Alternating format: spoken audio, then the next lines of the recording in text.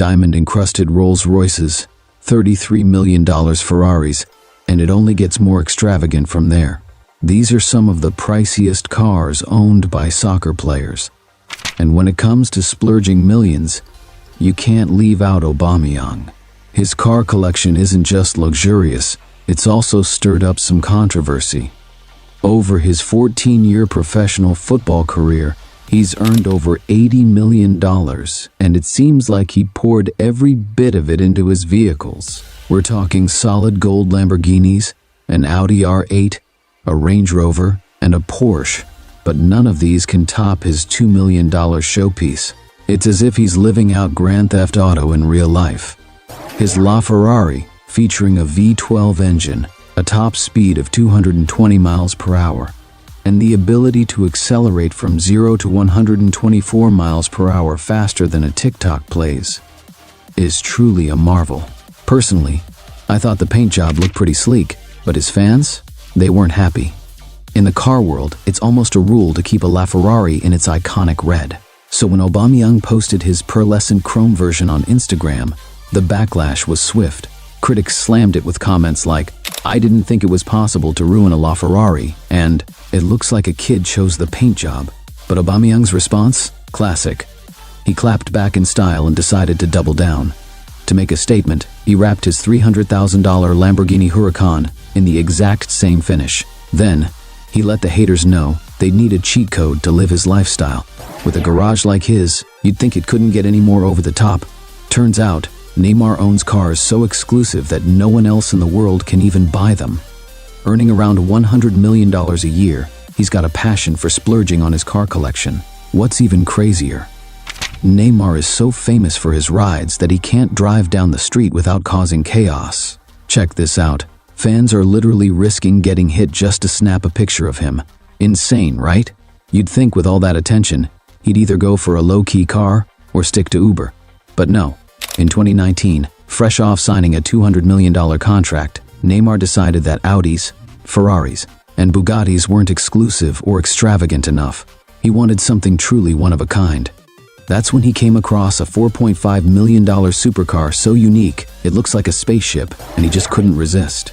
The Lamborghini Veneno, equipped with a V12 engine and a top speed of 221 miles per hour, is already a jaw-dropper. With only 5 of them in existence, it's the ultimate collector's item. So, yeah, it's definitely a low-profile choice for Neymar to cruise around in, right? But here's the kicker, it's not even the fastest car in his collection. Later that same year, Neymar decided to up the ante and drop a few more million because, apparently, spending $4 million on one car wasn't enough of a flex. Enter the Lycan Hypersport, a car that looks like it could transform and take off into the sky. This beast is powered by a twin-turbo F6 engine, boasts 780 horsepower, and reaches an insane top speed of 245 miles per hour. Good luck to any cop trying to chase that down. It's no surprise this car even made an appearance in Fast and Furious. So, $8 million on 2 cars?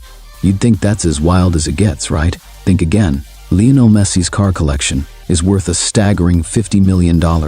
And one of those cars is so extreme, it's actually illegal. Known for his Audis and Maseratis, Messi decided to go all out in 2015 after winning the Ballon d'Or. To celebrate, he dropped $2 million on one of the rarest cars on the planet. Honestly, I think these soccer stars must have spent a little too much time playing Need for Speed because Messi's Pagani Roadster looks like it was pulled straight out of a video game. This beast is equipped with a V12 engine, a 6-speed transmission, and can hit speeds of 208 miles per hour fast enough for a plane to take off. I'm not sure what Messi's trying to outrun, but I'd rather not find out. While Messi was thrilled with his new ride, the excitement didn't last long. The moment he drove it off the lot, cops pulled him over not for speeding, but because his car is so dangerous it's banned from the streets. Let's hope Messi can recoup his $2 million, because otherwise, that car is just a very expensive paperweight. But even if he can't, he still has $48 million worth of cars in his garage, and more than half of that is tied up in a single ride. Back in 2016, Messi got a tip-off that the owner of his ultimate dream car was putting it up for sale. Wasting no time, he jumped on his private jet and flew straight to the auction in Paris.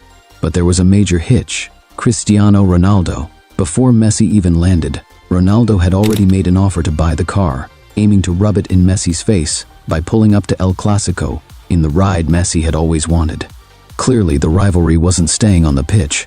However, the auction house decided to wait for Messi's arrival, giving him a chance to outbid Ronaldo. When Messi showed up, the two went head-to-head in a bidding war, each refusing to back down. The tension was high, and neither one was willing to leave without the prize. Eventually, the bidding spiraled beyond Ronaldo's budget, and for one of the rare times in his career, he had to accept defeat. That day, Messi became a champion once again, but this trophy came with a $33 million price tag. Yep, all that for a car from the 1950s. As for Ronaldo, he didn't dwell on the loss. With a car collection worth over $22 million, he's doing just fine. In fact, he has so many cars that even he's lost track. When asked how many he owns, he casually replied, "I don't know." Hold up, you mean to tell me he has no clue what's in his own garage? That's next level ridiculous.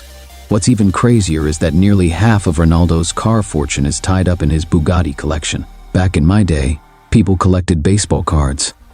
Ronaldo? He collects million-dollar hypercars and forgets about them. Case in point, in 2016, he dropped $2 million on an all-black Bugatti Veyron capable of hitting 253 miles per hour.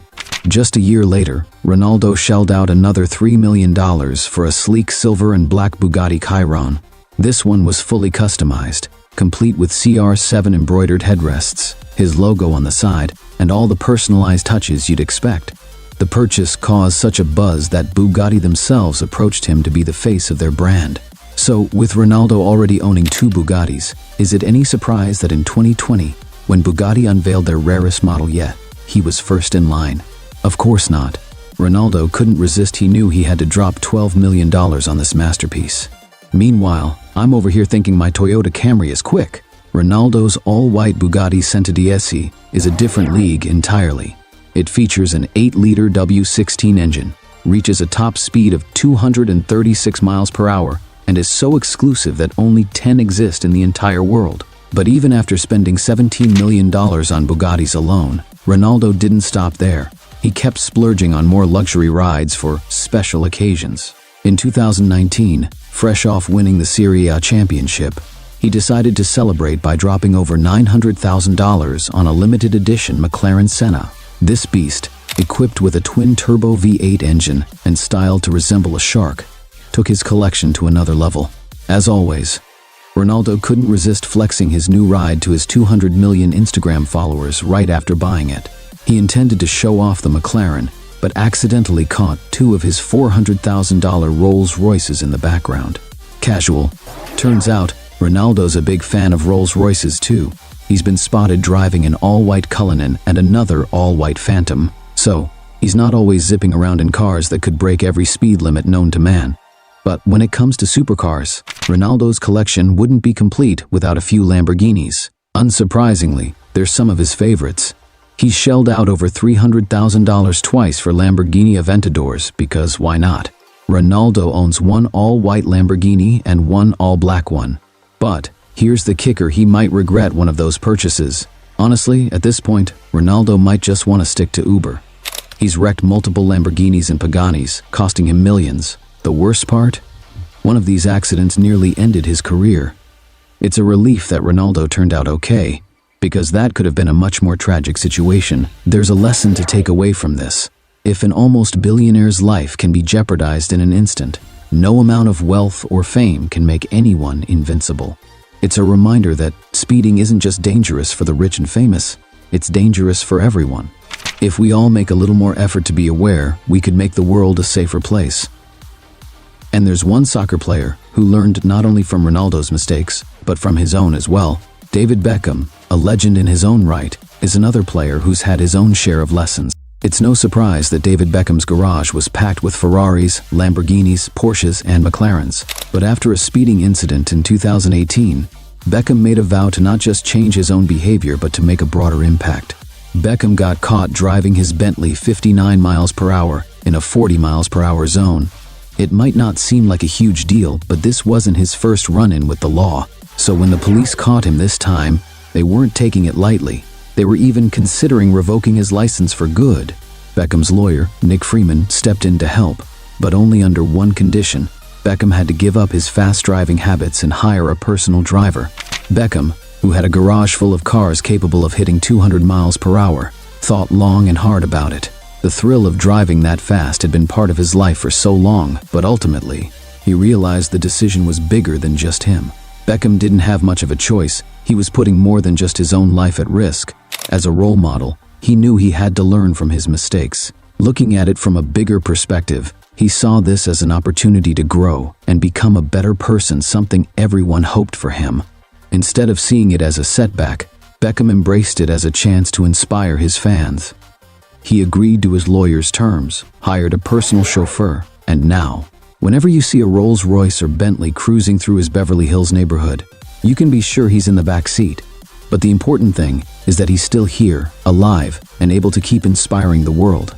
Because in the end, it's not just about the cars, it's about how you use them. And every car in his garage should inspire you to become the best version of your own self.